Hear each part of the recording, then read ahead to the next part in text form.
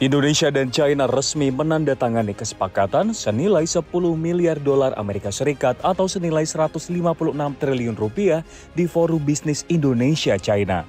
Kerjasama ini akan mencakup berbagai sektor termasuk pangan, energi baru, teknologi, dan bioteknologi. Dalam kesepakatan itu antara lain produsen bahan baterai China GEM menandatangani kesepakatan dengan PT Vale Indonesia untuk membangun pabrik pelindian asam bertekanan tinggi di Sulawesi Tengah. Menurut pengajuan di Shenzhen, kerjasama ini sebagian untuk mengamankan sumber daya nikel. Sementara itu di sektor energi, GoTo menandatangani perjanjian dengan Tencent dan Alibaba China untuk mengembangkan infrastruktur cloud dan bakat digital di Indonesia. Forum Bisnis Indonesia-China sendiri digelar sebagai kelanjutan dari pertemuan antara Presiden Prabowo bersama Presiden China Xi Jinping.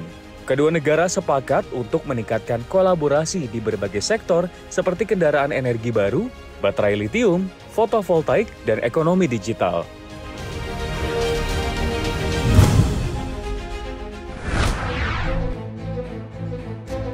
Survei konsumen Bank Indonesia pada Oktober 2024 menunjukkan adanya penurunan indeks keyakinan konsumen atau IKK. IKK Oktober 2024 turun menjadi 121,1 dari bulan sebelumnya yang berada di level 123,5.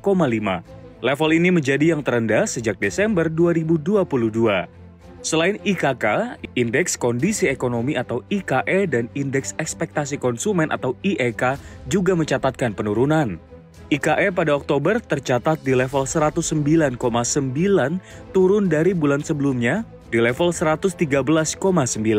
Sedangkan IEK berada di level 132,4, turun 1 poin dari bulan sebelumnya.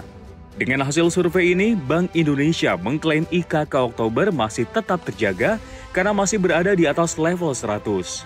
Survei juga mencatat keyakinan konsumen tercatat tetap optimis pada seluruh kategori pengeluaran. Peningkatan IKK tercatat pada responden dengan pengeluaran 1-2 juta. Berdasarkan usia, IKK meningkat pada kelompok usia 20 hingga 30 tahun.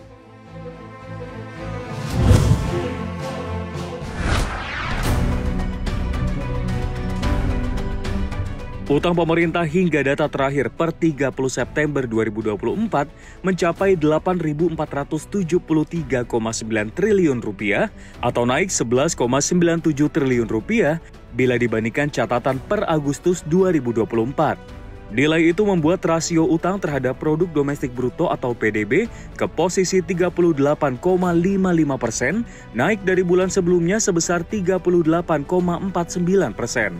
Komposisi utang per akhir September 2024 itu terdiri dari surat berharga negara atau SBN senilai 7.483,09 triliun rupiah dan pinjaman 990,81 triliun rupiah. Untuk SBN terdiri dari dominasi penerbitan utang secara domestik yang mencapai 6.103,90 triliun rupiah dan SBN valuta asing senilai 1.379,19 triliun rupiah. Khusus untuk pinjaman, terdiri dari pinjaman dalam negeri yang sebesar 39,93 triliun, lalu pinjaman dari luar negeri yang mendominasi yakni mencapai 950 triliun rupiah.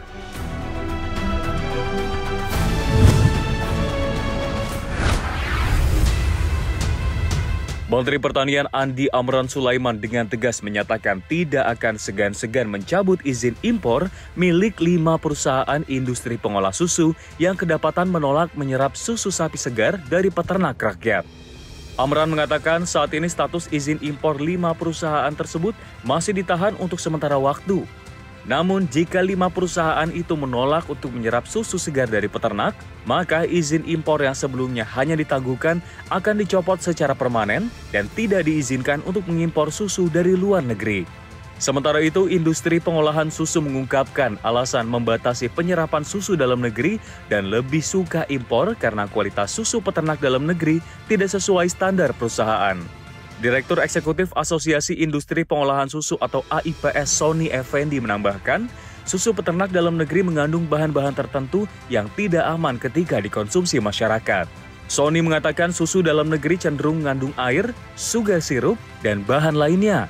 Karena itu, industri lebih memilih mengimpor susu yang mayoritas berasal dari Selandia Baru dan Amerika Serikat.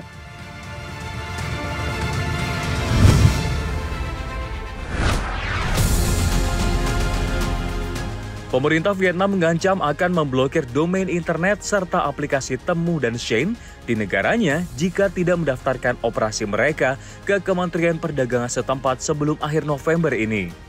Kewajiban pendaftaran tersebut ditengarai kekhawatiran pemerintah terhadap dampak platform online asal China yang akan mengguncang pasar lokal. Wakil Menteri Perdagangan Vietnam Nguyen Hoang Loat mengatakan pemerintah telah bertemu dengan Shein dan Temu terkait lisensi tersebut. Hoang Loat mengatakan negaranya akan tetap memblokir kedua aplikasi tersebut sampai semua persyaratan dipenuhi. Langkah Vietnam ini sudah dilakukan oleh Indonesia sebelumnya. Pemerintah Indonesia sudah memblokir aplikasi Temu karena dikhawatirkan akan membunuh UMKM lokal.